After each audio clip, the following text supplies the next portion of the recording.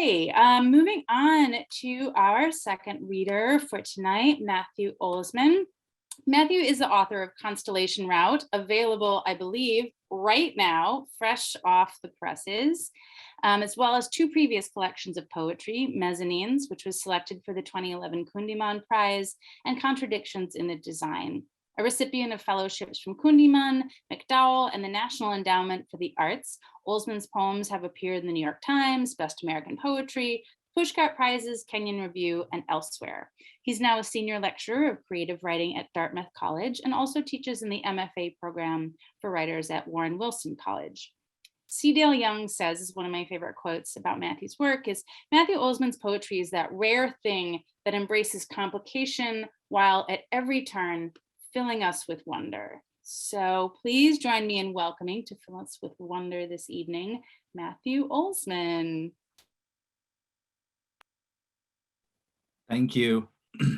Hi, everyone. It's great to be here with you. And I wanted to thank the Chicago Poetry Center and Marty and Helene for inviting me to do this, and also Kundiman and Kundiman Midwest for this, but also for everything. I'm always excited to connect with anything Kundiman related. I was a fellow there a lot in 2006 and 2007, and I think 2011 was my final year.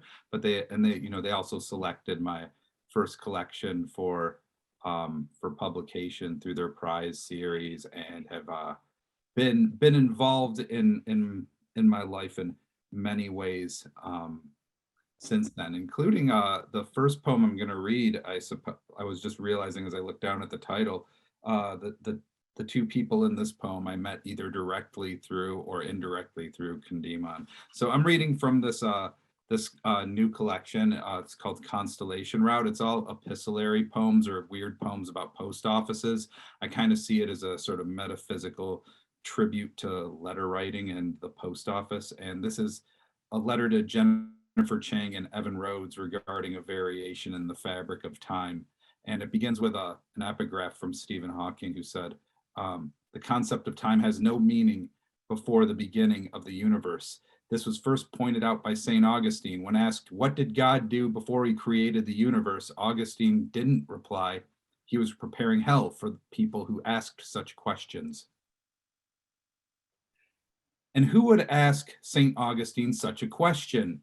Perhaps Evan, but definitely Jen. Speaking of time, on this date in history, back on April 1st, 1976, the painter Max Ernst died. Tomorrow marks the anniversary of his birth, April 2nd, 1891. Do you like his paintings? Wait, first let me say something about highways. Driving through mountains in a thunderstorm is not my favorite pastime, but sometimes it needs to be done, like when I need to get to Michigan, and I hate that drive the whole way, and my nerves turn to tension wires, and the journey blurs from mountains to more mountains, to ridges and valleys, and switchbacks and hills, then smaller hills, then there's Ohio, where the roads are flat the way God intended them to be, where the highway on the GPS is a straight line, and it remains a straight line for the next forever or so. I'd celebrate this state in all its majestic flatness, but something odd happens 181 miles in. There's the exit I would have taken to visit you if it was last year again, and if you lived there still, and if I was going to visit you. What did God do before the invention of the American Midwest? Now it's just another exit, and I think it's strange how a place goes from being a destination to just another landmark I blow by at 70 miles per hour. And I wonder if Ohio has any idea how much less it has without you two in it. I'm talking about the problem of time, which brings us to Max Ernst. He died on April 1st and was born on April 2nd. I like the way the anniversary of the beginning comes after the anniversary of the end. Francis Bacon says, time seemeth to be of the nature of a river or stream, which carrieth down to us that which is light and blown up, and sinketh and drowneth that which is weighty and solid. Fairly often, I too have sinketh and drowneth in the river of time. I too have been unable to distinguish the past from future. It's like being in Michigan now, where I don't live but still have an apartment because I thought I'd be back much sooner than this. Have you ever heard the saying, you can never go home again? If a man can be born the day after he dies, maybe it's possible we never really leave.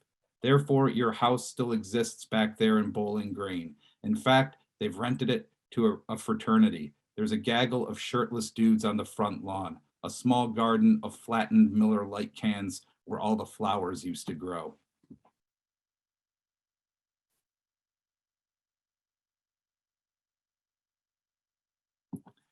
This is a letter to Bruce Wayne. A good place to hide a drop of water is a stream. A good place to hide a stream is beneath an ocean. A good place to hide a man is among thousands of other men. Watch how they rush through the city like water through a ravine. I've searched many famous cities for you. There are 3 listings for Bruce Wayne in Houston, 2 in Pittsburgh, 1 in Miami, 1 in LA. In Tampa, Bruce Wayne is a retired chemistry teacher. In Flagstaff, he drives a taxi and hopes to procure a diamond for his soon-to-be fiance. A good place to hide a star is a galaxy. A good place to hide a galaxy is a universe. Look at the night sky. Justice used to be a cowl and cape, the flicker of wings under an ateliated moon, and you, like a gargoyle, crouched atop some stone edifice. To conceal a universe, place it in a multiverse, that hypothetical clash of alternate realities. The dilemma of the word alternate is how it implies a norm, a progenitor stream from which an alternate diverges. Which is the alternate? Which is right here, right now? There is no such thing as Gotham City. But here is Gotham City, and I've been so naive, believing the old mythologies, how they promised a recognizable villain, a clown with a ruby-slashed mouth, a lunatic's laugh. In the universe where I exist, supervillains look like everyone else. Give them an old flannel to wear, a square jawline to smile at the world, and they're hanging a noose in a middle school bathroom. They're shouting, "Get out of my country," from the window of a passing car. They're pulling a pistol in a crowded bar room or bus stop or the middle of the street. They could be anyone. They could be everywhere. A good place to hide a sociopath is a full-length mirror. A good place to hide that mirror is the heart of America. In the battle of good versus evil, I was so sure good would win. Now I just hope something good will survive. Get a job cutting hair or selling cars, make it home for dinner. I suspect there's a parallel dimension where you, vigilante, long for this as well. To have a normal life is victory enough. To remain anonymous and not be spat upon on the subway. In Boston, Bruce Wayne owns a pawn shop. In Milwaukee, he plays pinochle and feeds stray cats. In New Hampshire, he goes fly fishing on the Sugar River, reels in one brook trout after another. When he removes the hook from a mouth, he might place the fish into a cooler, or he might set it back into a stream, the alternate or the original, no longer certain in which he stands.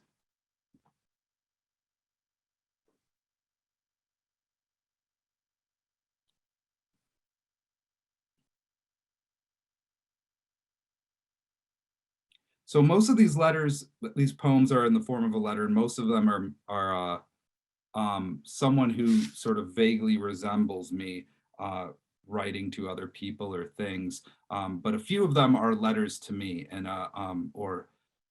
this one was a letter to Matthew Olzmann sent telepathically from a bunch of pigeons surrounding him on a park bench in Detroit, Michigan. You're not going to share that, are you? You're just going to eat that entire sandwich all by yourself, aren't you? Well, congratulations on your new sandwich. A fine purchase, Olzmann. Eating is important. Coincidentally, we'd like to discuss one of today's most critical social issues, food security. We want a simple conversation about sustainability, malnutrition, and fair trade.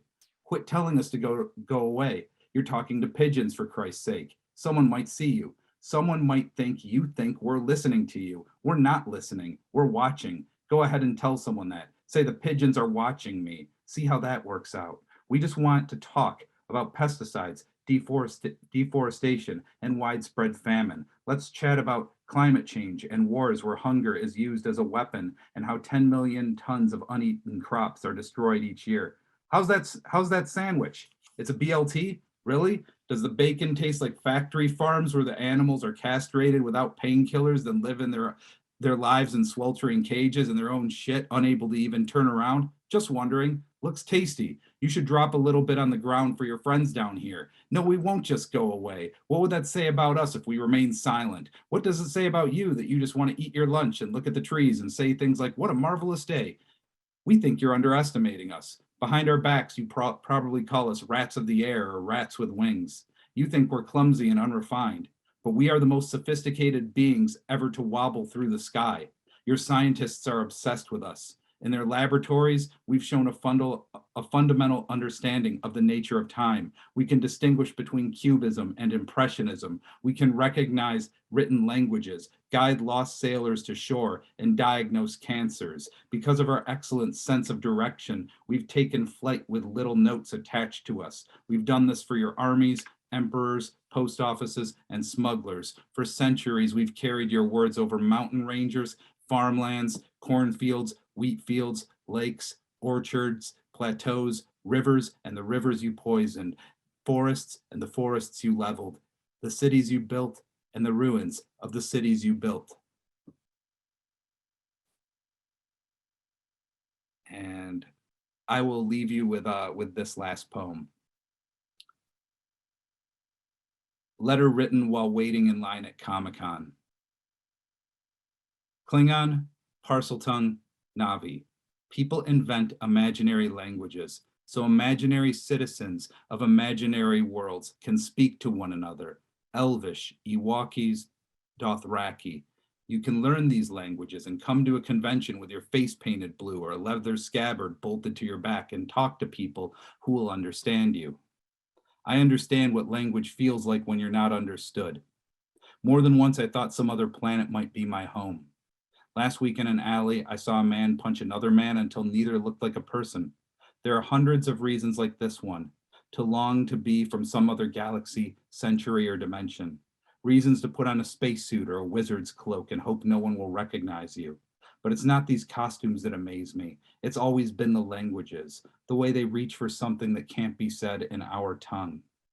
In the only language I know, there are not enough words for parabola or isotope. Too few phrases to say, I'm sorry, or I'm glad I found you. Though we've been married for years, I wish we met when we were children. If we had known each other and the year you spent alone on Earth without one friend, we could have been aliens together. I'd have those green four-fingered hands, you with your glow-in-the-dark antennae, words in the form of strange whirling noises, low chirping machine music, wisps of static, lamentations of rain. Only you and I would know what these sounds meant. Thank you all. Thank you. Folks, feel free to unmute and applaud audibly. Cheers are welcome. Weeping audibly, also welcome in this space. Great. Woo! My goodness. Thank you, Matthew. Thank you, Andy. All right, we've got a few minutes left here to do some Q&A. If you have questions, please drop them in the chat box. I'm gonna kick it off with one quick question, since I haven't seen questions coming through, just explosions and expressions of joy and awe all throughout the reading. I can answer the title of the collection is Constellation Route, is that correct? And I did put a link to, oh, look at that, I've got it right here. Link to where you can buy Matthew's book right there in the chat box, like I planned it. I would love if Matthew and Andy, if you could each, I mean, one of the things that struck me in hearing your reading of the poems was the sort of range of voices that thread through, right? Like Andy, you read quite a few personal poems, and Matthew, you read the pigeon one, but you also mentioned sort of like the voices that someone who resembles me, which I love that description of the voice in the poem. And I'm wondering if each of you could talk just for a moment about how you navigate those shifts in voice or perspective. Yeah, Oliver de la Paz once said something that kind of stuck with me, but and it's I'm sort of paraphrasing him, but the speaker in a poem, I definitely think this about my poems. The speaker in the poems resembles resembles me or resembles the author in the way John Malkovich resembles John Malkovich in a movie like Being John Malkovich. You know, it's but it's also like sort of a performance of who he is. Mm. So, um, so I got that from Oliver De La Paz, and it feels like a very perfect analogy for how poems work in general, but like even when it's autobiographical content. Yeah, right. Andy, what about you? Yeah, I akin to that perhaps, and this is sort of a loosey-goosey theory that I have, if you could like indulge me. I feel that all poems are in some senses persona poetry, right? In that the voice, right? The like poetic voice is like an imaginary like voice that like the writer has like cultivated on the page, you know? Um, but I don't know, as far as why I write persona poetry, I've always found I find embodying this, personal voice, whatever form that may take, to be really difficult. And it becomes a lot easier when I can imagine myself writing in the voice of, another entity. Um, I've heard of, the persona. I don't know. I've heard of this metaphor before, right? That the persona is a sort of mask that the writer puts on. But in some like capacity, I also feel that this metaphor is a little too static for my liking. The way that I see it, the persona is more like a conversation that is happening right between the self and this like other, and what emerges is I don't know, a voice that is not one's own and not the other as well. And I guess I'm drawn to this dichotomy, if you will. Awesome. Thank you. We have a question from Kate Meissner. She says, I'm obsessed by the way Matthew uses humor to such effect. How do you cultivate that instinct? It's a broad question, but she's very interested in humor lately. Yeah, I think it's sort of crept into my writing because of another interest, and it's sort of funny because that this comes up every once in a while when people are talk to me about my writing. But again, I have an inability to write jokes. Like if I tried to write a joke, I wouldn't be able to do it. But often I do think there's a sense of humor in a number of my poems. And one of the things I'm interested in that humor has sort of been useful for is I'm really interested in sort of types of tonal variation. And it's not always humor, like it could be moving from a space of confusion to certainty or vice versa, or anger to something more meditative, um, or um, delight to sadness. But humor provides, I think, a really noticeable and strong type of tonal contrast to create those types of shifts or to move or to. I'm also sort of interested in absurdity, which feels like a cousin to humor.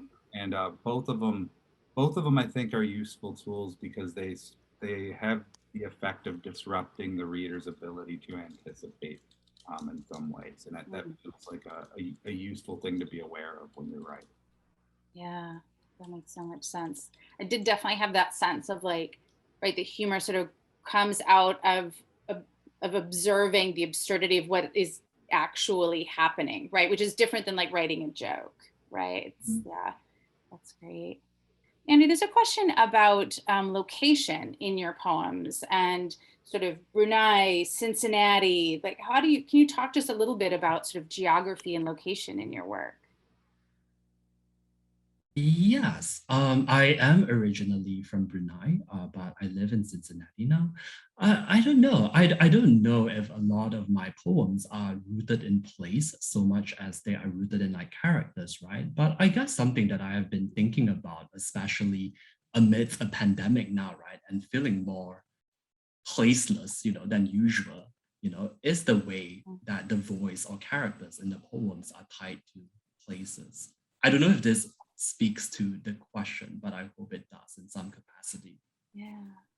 Yeah, it's interesting, right? This idea of moving around in geography or being located or being placed or placeless is disrupted in this time, right? When we are all together and we are not, right? We are in this room together. We are not physically in this room together. And it's interesting how that sort of bleeds into the work itself or makes us listen to work that was written when we were in a physical place, we might receive it differently given where we are now.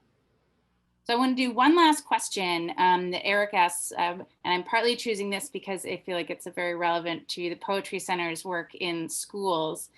Eric says that, Matthew, he's used your poem, Mountain Dew Commercial Disguised as a Love Poem, with his high school students as an excellent example of showing, not telling.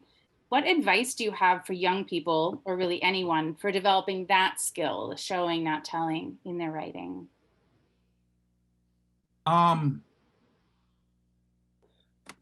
Well, I don't want, I think I'm sort of revising what I was going to say. I had an answer. I'm thinking because I mean, I'm not really opposed to telling. Like I think showing is a kind of telling, and telling can be a kind of showing. And similar to the question about humor, I'm sort of also intrigued by different modes of expression being combined. So like moving from images to then like straight up exposition, or moving from declarative sentences to interrogatives, moving from showing to telling. But I do think the advice of showing, show don't tell, comes from it is very useful at the core. I mean, it's about making the world recognizable to the reader, and that's something that I think you can't take it for granted. You have to, so the reader has to be able to see or smell or hear, or taste or touch things in your poem that they can recognize. If it's all idea based and all thinky, then it feels sort of removed from the sort of tangible experience that I think I'm often hoping to create. So the advice is like, put recognizable stuff in your poems, I guess. The world you live in, you're experiencing through your senses. Like, try not to go too long